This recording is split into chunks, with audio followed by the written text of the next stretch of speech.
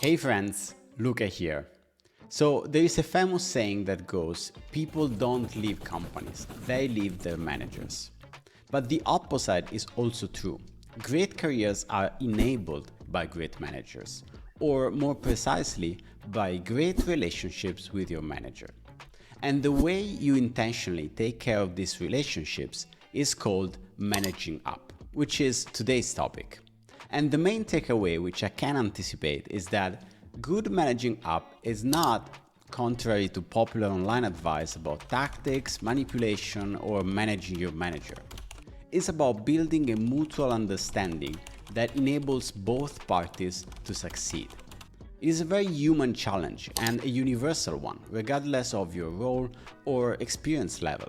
So whether you are a senior engineer, a CTO, or an intern, you will face similar situations in dealing with your managers and higher-ups, which makes this topic even more important. So here's what we are going to talk about today. First, we are going to talk about building trust, the 4 domains of trust and how to develop them. Then, how to speak other people's language, adapting communication to different roles. Next, how to create effective updates, from daily habits to weekly reports. And finally, I will list tools and resources that I personally recommend and that people from the community recommend as well. So let's dive in, starting with trust. Because managing up starts and ends with trust. But what does trust really mean in a professional context? In the theme book of trust, Charles Feldman breaks it down into 4 domains, which are sincerity, reliability, care, and competence. Sincerity means you are honest and transparent, even when it's uncomfortable, which includes admitting mistakes early, being upfront with challenges, and sharing both good and bad news without sugarcoating the latter. Second, reliability, which is about consistency and following through.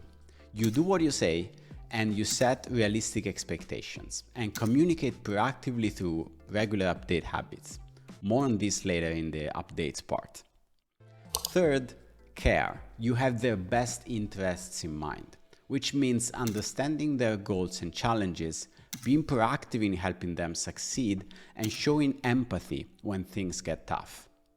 And finally, competence, which means you deliver results, which goes beyond technical skills. It's about delivering business value, learning and growing from feedback, and understanding the big picture. So I like this framework because it is extremely simple and it gives you concrete areas to work on. So you can ask yourself, how am I doing in each of these and how can I do better? Still, trust alone is not enough. The domains of trust mentioned above are personal qualities. And while they are foundational for healthy relationships, they may also not be enough for a productive one. So when you look at issues that arise between engineers and managers, like conflicts on estimates, tech debt, or planning, these often happen to people who are, in fact, reliable, competent, caring, and sincere. So you may be all of the above, but ultimately fail to understand each other. This happens easily as different stakeholders have legitimately different goals. They care about different things and tend to speak different languages. When this is not addressed intentionally, parties make all kinds of assumptions about each other, which ultimately leads to misunderstanding and conflict. So to bridge this gap, I find it useful to think in 3 steps: mapping context, translating impact, and creating agreements. Let's explore each of them, starting with mapping their context. Because different roles see the world and the organization through different lenses. This is obvious to understand for roles that are very removed from our own, like a CFO who sees everything through unit economics and cash flow lenses.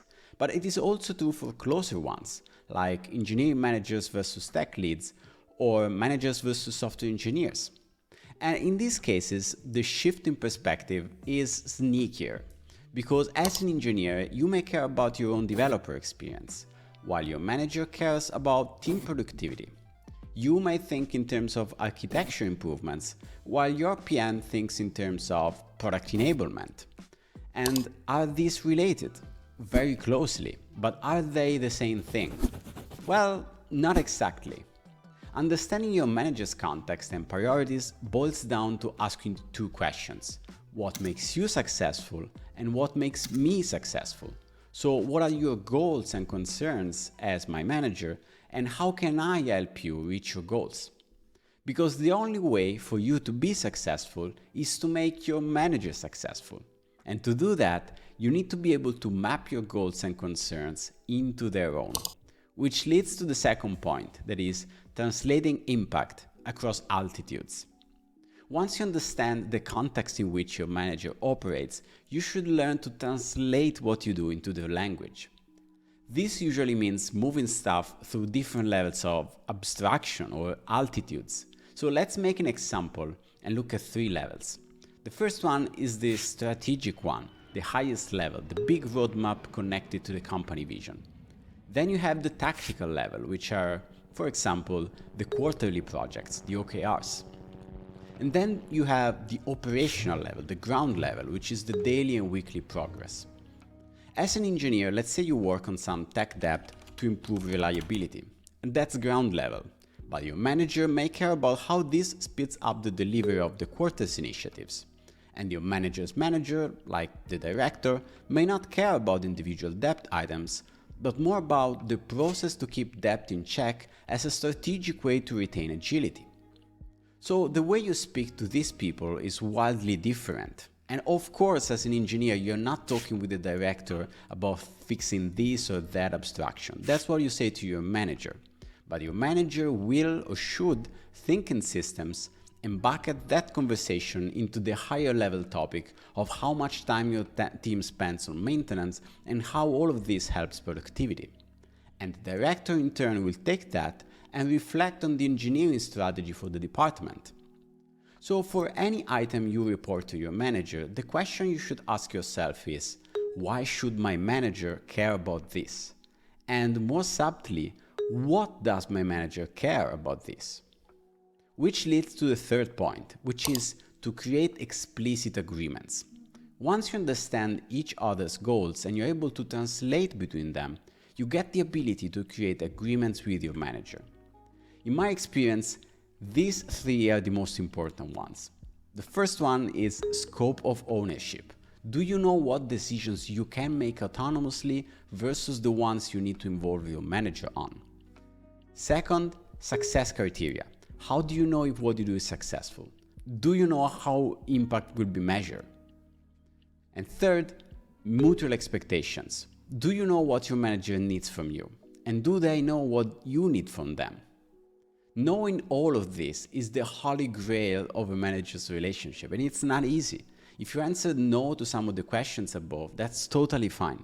What's important is to establish a process that allows you to eventually get there, which gets us talking about updates. Once trust is in place and you are communicating the right things, you need to make sure you do so with the right cadence, which is trickier than it seems. There is a saying that goes, there is no such thing as over-communicating. Well, in my experience, there definitely is. Managers and people in general are so busy, so there's a fine line between being informative and creating noise. So let's explore how to find the right balance. The first step is to define your update stack. So just like you have a tech stack, you can define an update stack, which is a combination of tools and cadences that work well together. Here's what a simple stack might look like. Async messages on a daily basis about significant progress or blockers. Written reports on a weekly basis, for example, which are structured updates about key results and next steps. And then you have one-on-ones, weekly or bi-weekly, which is deeper conversations about growth, well-being, and strategy. The key is to associate the right kind of information with the right kind of update. Blockers like coordination issues or decisions you can make by yourself need to be reported ASAP. You don't have to wait for weekly ceremonies. Status updates that are most informative instead can be delivered periodically at a cadence that you agree together on. You don't need to report on daily progress if that's not actionable for your manager.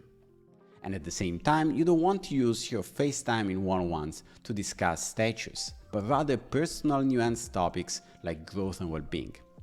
Now, my second advice after creating updates is that you have to make every update count, because you want to ensure your manager keeps caring about what you say. So you have to say stuff that matters. This seems trivial, but many processes start under the best intentions and eventually degrade to the point where most weekly reports are meaningless and most one-on-ones are only small talk. So whenever you are communicating something, ask yourself, why does this matter to my manager? And what should they do with this information? If you don't have a good answer to these questions, consider not saying anything at all. Also, if your work doesn't fit this question too often, you should probably question how you are spending your time and go back to the speaking your language section above. Third, build a feedback loop. Finally, updates shouldn't just flow upward. They should create opportunities for discussion. Use one-on-ones, retrospectives, and feedback moments to inspect your update process. What is working? What feels like noise? What critical information is missing? The best defense against update fatigue is making communication useful for both parties. When managers consistently engage with and act on your updates, the habit becomes self-reinforcing. So let's close with a number of tools and frameworks that you can start using today. These were shared during our community mastermind sessions and in the community thread that we created to discuss this topic. The first one is our own interview with Wes Cow. Wes is an absolute authority on managing up. She has written a lot about it and we talked about it extensively in the podcast interview earlier this year. Second, guides to working with me. What does it mean? Many managers create personal guides to inform directs about their preferences on how to work best with them. This is a practical way to kick things off and you may want to look into it. I'm attaching in the show notes a popular template and a famous one by Michael Ropp, also known as RANDS. And even if you don't want to make a full guide about yourself, you can use this as checklists. They're really good. Third, I love Help, I Have a Manager, which is a hand-drawn zine by the awesome Julia Evans, staff engineers at Stripe, with tips and tricks on working better with managers. Next, Scaling People, which is a recent, instantly popular book by Claire Hughes Johnson, ex-COO at Stripe, about company building. There is plenty of advice for managers and about managers. And finally, Emotional Agility, the best-selling book by Susan David for better self-awareness and acceptance.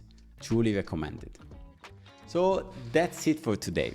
Here are the main takeaways. First, trust comes first.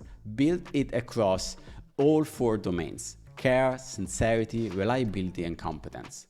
Second, speak their language. Adapt your communication to different contexts and altitudes.